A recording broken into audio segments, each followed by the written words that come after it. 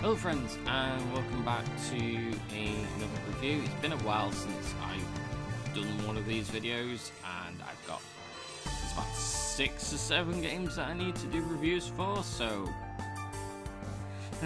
nothing like the present to get started. So this particular review will be for Seek Hearts.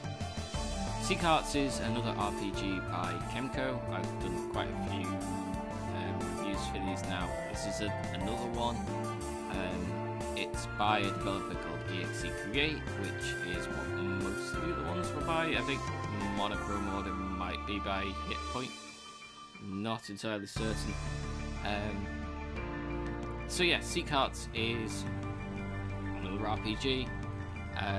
Follows pretty much the same sort of standard formula as games like As Divine Hearts, As Divine Menace, As Divine Kimura, what else have I Who were others? I can't remember. I've played that many games since. So yeah, story-wise, it's nothing special. Like, you play the main character's like an android, and there was like fairies and stuff, and like stuff happens, and you save the world, and yay! Basically, is the general story.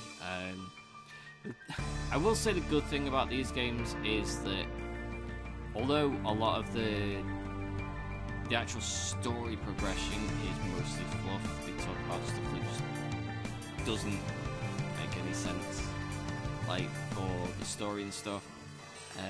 It's just like dialogue for dialogue's sake. It does give you the story progression through like small blurb in the menus, where you can just like go to the menu and be like, oh hey, what's the next story task, and it just tells you in a couple of sentences what the next story task is. So obviously the story and the dialogue is there if you want to pay attention to all that stuff. I personally didn't through my playthroughs because I have a lot of games to get through, and reading like similar dialogues through like 10 or 15 games, I'm just kind of like, yeah, I don't need to read this. There's actually one of them a bit later on, I think it's Dragon Lapis, where it spent about a minute or two talking about stuff, and it was to review the game, and it was just like, that was not a minute or two of me reading the text. That was a minute or two of me skipping through the text at high speed. Like, just dialogue for dialogue's sake. This one in particular does have, the thing about most of these games is that they have their own sort of unique level up system kind of thing. They all tend to be a little bit different. So for this one, although leveling up is pretty much the same as the other games, it does give you the option to use the weapons that you pick up, because obviously you pick up loads of different weapons and stuff, and you can buy them in the shops and stuff. You can use those weapons to reinforce particular stats for the main character.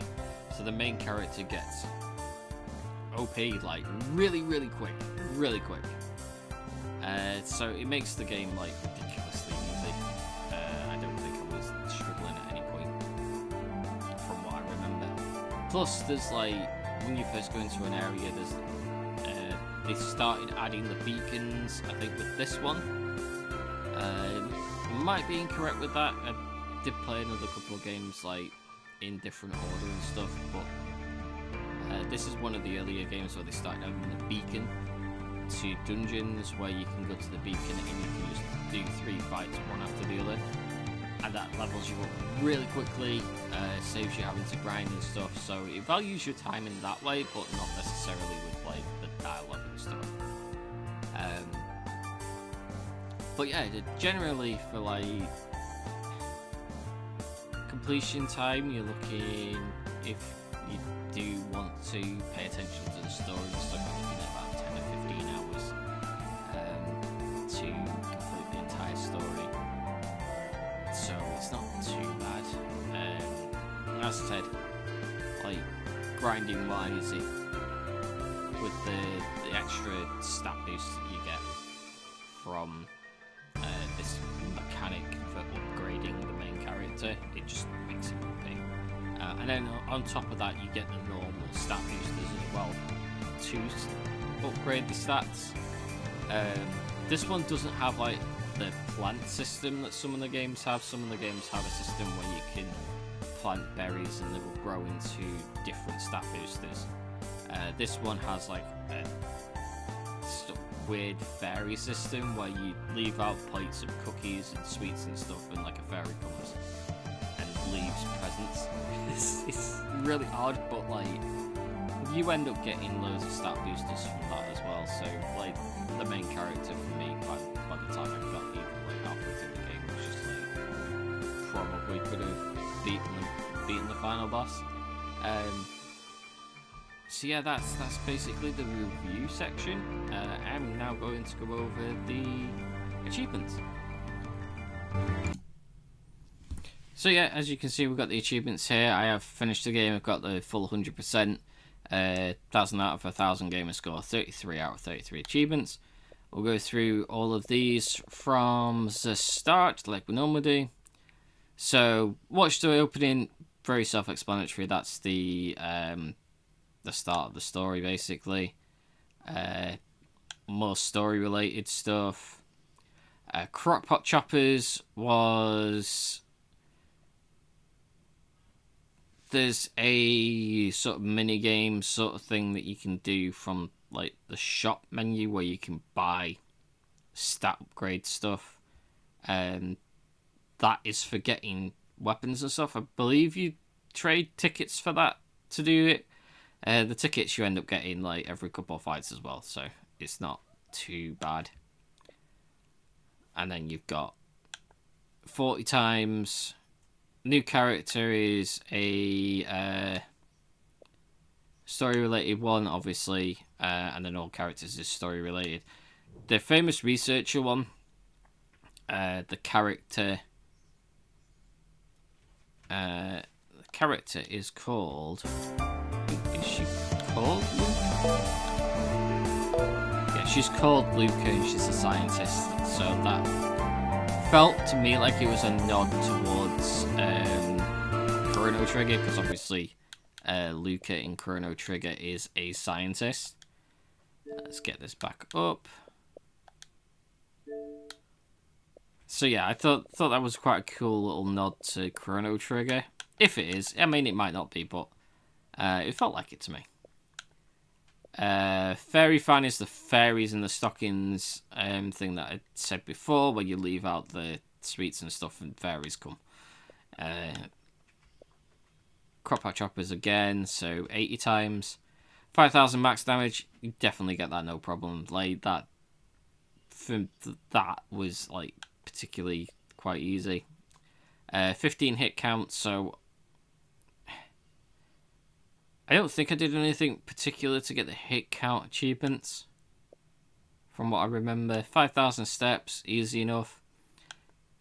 Collect treasure chests, more fairies in stockings, 10,000 damage, 30,000 damage, as you can see. I think I got them in like the same fight. I did most of the fights on auto, so it just managed to hit for 30,000 damage by that point. That was quite early on still, so yeah, I hadn't even obtained the ship by that point. 100 treasure chests, 30 hit counter, 25,000 steps. The Zephyr is the airship, which is towards the end of the game. 50 hit combo is the highest amount that you can get for an achievement. I don't think I did anything in particular to get the hit count ones.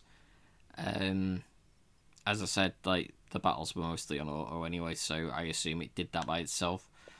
You got the normal ending, 200 treasure chests, and then you've got the various character endings.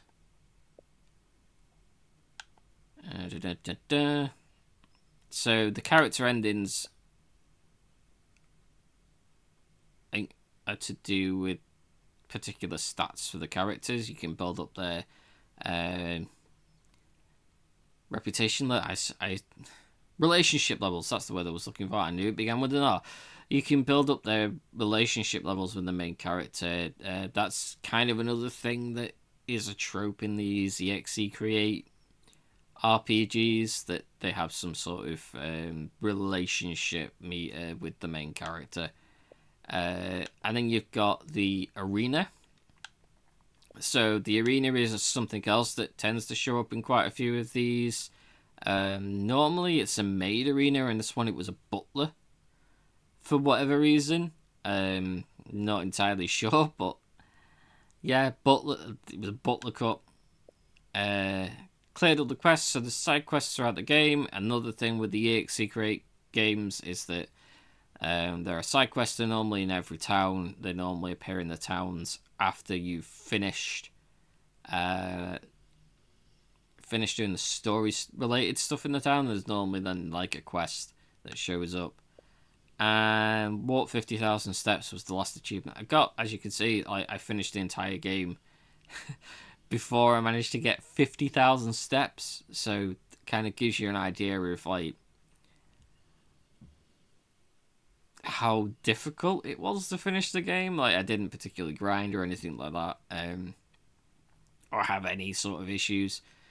The easiest way to get the 50,000 steps was with the airship. The airship counts as that, and obviously you don't bump into anything in the airship or have random encounters or anything like that, so you just get in the airship and hold the stick in a direction and it will eventually give you the 50,000 steps. But yeah, that is Seek Hearts. As I said, took maybe about 10 hours for me to complete at most. There will be a Let's Play for this going up on the channel at some point, I think during some point at the end of September, maybe start of October. Yeah, I almost got my dates mixed up then. Will go up at some point, not long after this review goes up. But yeah, that is Seek Hearts by EXE Create and published by Kemco. If you're looking for a quick, easy RPG fix, then yeah, I think Seek Hearts is something that will probably do that if you're just looking for something to level up in. I know sometimes it's just fun to just level characters and stuff like that, but yeah, that was my review for Seek Hearts. So as always, don't forget to like, comment, and subscribe if you did make it to the end of the video, and I will see you in the next review.